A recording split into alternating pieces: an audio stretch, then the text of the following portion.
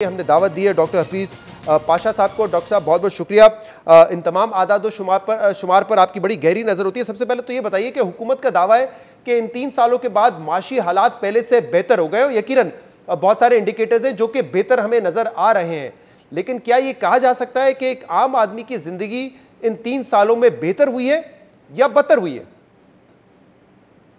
بسم اللہ الرحمن الرحیم۔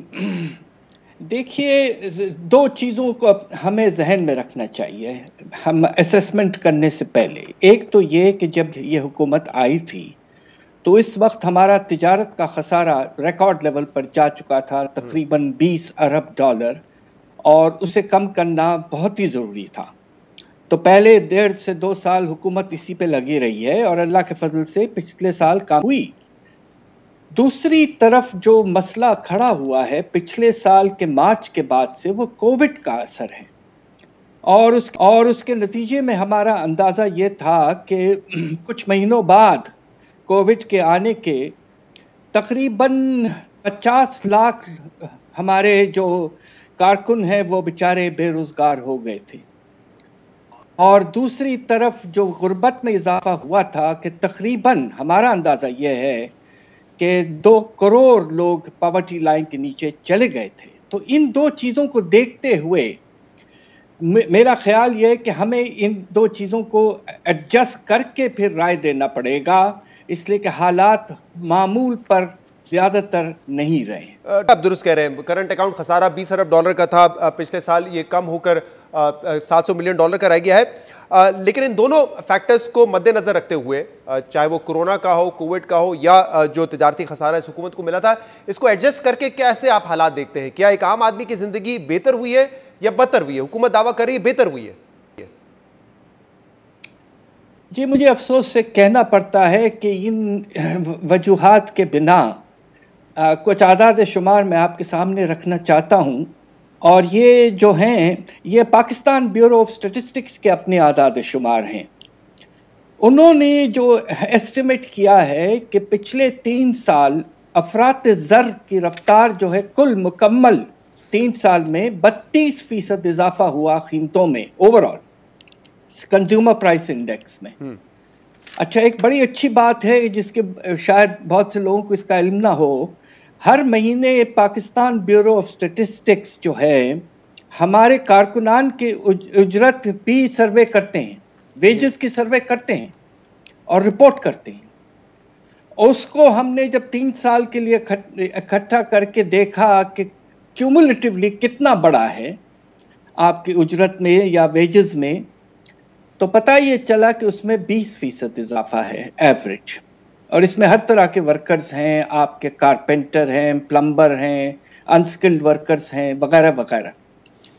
تو ایک طرف قیمتوں میں 32% اضافہ، دوسری طرف اجرت میں تقریباً 20% اضافہ، تو یعنی کہ ان کے جو حالات ہیں ان میں 12% کی کمی آئی ہے، لیونگ سٹینڈرڈ ان کا گرا ہے۔ اور یہ آف کورس یہ اس لیے بھی ہے کہ بے روزگاری میں اضافہ ہوا، تو نتیجہ یہ کہ اجرتوں میں اتنا اضافہ نہیں ہوتا رہا۔ اب آپ کنسٹرکشن سیکٹر دیکھ لیجئے، جسے ہم کہتے ہیں کہ سب سے پائیدار اور کامیاب سیکٹر رہا ہے پچھلے 2-3 سال، اس میں بھی ہمارے جو کارکن ہیں ان کی تنخواہوں میں پچھلے سال صرف 5.5% اضافہ ہوا، جبکہ افراط زر کی رفتار 9% تھی۔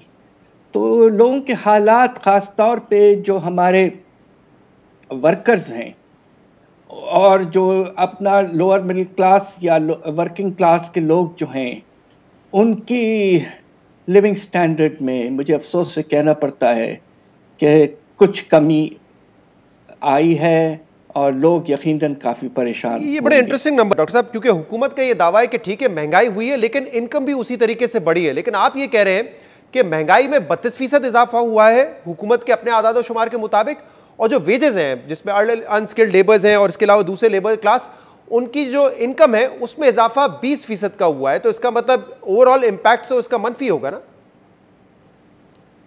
نہیں، اضافہ تو ہے 20% کا آپ کی اجرت میں، تنخواہوں میں، مگر قیمتوں میں 32% اضافہ ہے۔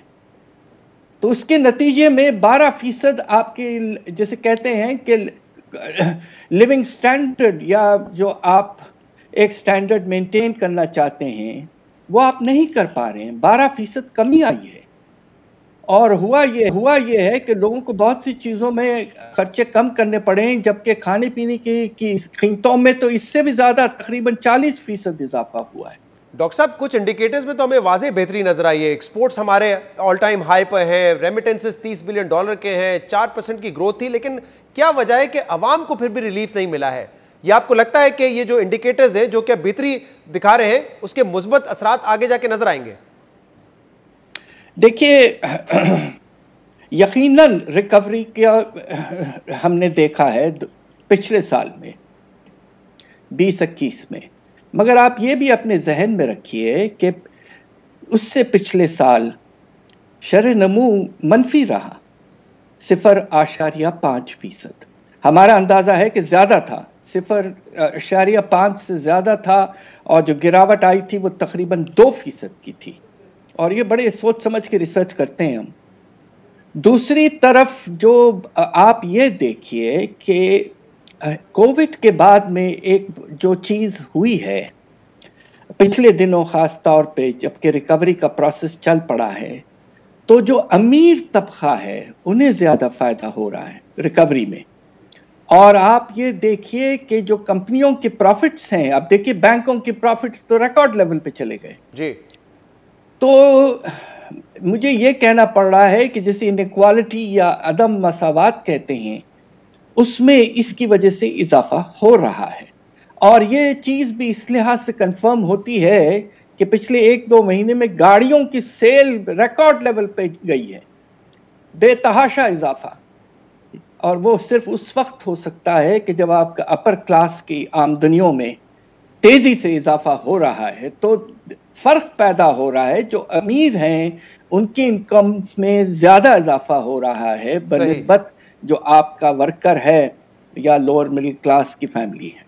انکم ڈسپیرٹی میں مزید اضافہ ہو رہا ہے. ابھی آپ نے کہا کہ ویجز میں 20% کا اضافہ ہوا ہے، لیکن یہ بتائیے گا کہ ٹرینڈ چینج ہو رہا ہے کیا؟ جو کووڈ کے بعد ریکوری ہم نے معیشت میں دیکھی ہے اس کی وجہ سے ان امپلائمنٹ، بے روزگاری میں کمی آ رہی ہے اب؟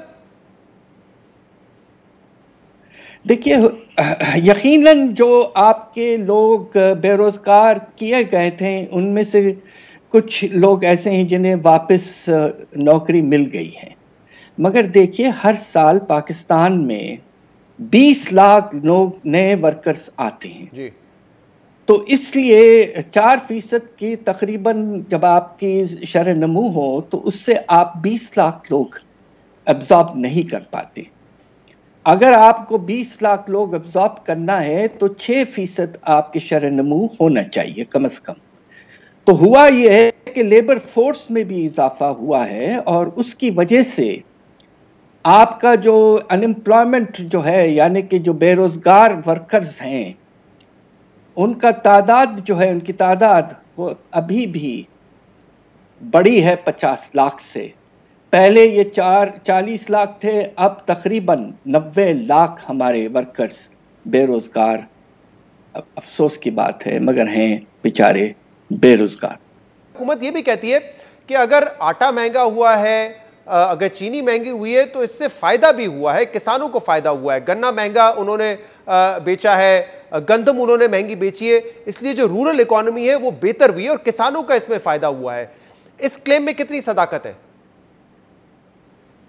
جی بالکل، یہ بات حکومت یقیناً کہہ رہی ہے، اور اس کی ایک یہ بھی ہے کہ سب سے زیادہ قیمت میں اضافہ جو ہوا وہ گندم میں ہوا. تقریباً 400 سے 600 روپے کا اضافہ کیا آپ نے فی من. یہ بہت بڑا اضافہ تھا ماشاءاللہ. اور اس کے نتیجے میں آپ نے دیکھا کہ ہمارے پیداوار میں بھی اضافہ ہوا، ریکارڈ لیول پہ ہم پہنچ گئے. مگر آپ یہ ذہن میں رکھیے کہ ہمارا جو چھوٹا کسان ہے وہ گندم اگاتا ہے، اس کو اپنی کنزمپشن کے لیے کرتا ہے. وہ مارکیٹنگ اس کی بہت کم ہوتی ہے. جو سرپلس مارکیٹ ہوتا ہے آپ کے ہول سیلرز کو اور آڑتیاں کو، وہ آپ کے بڑے فارمرز کرتے ہیں. تو جو یقیناً اضافہ ہوا آمدنی میں، اس میں یہی وہی بات انیکوالٹی کہ زیادہ فائدہ آپ کے بڑے کسانوں کو ہوا ہے. چھوٹا کسان بیچارہ وہ تو مارکیٹ ہی نہیں کرتا ہے گندم کم از کم، تو اسے کچھ فائدہ نہیں ہوا. چھوٹے کسان نہیں ہوا. بہت بہت شکریہ.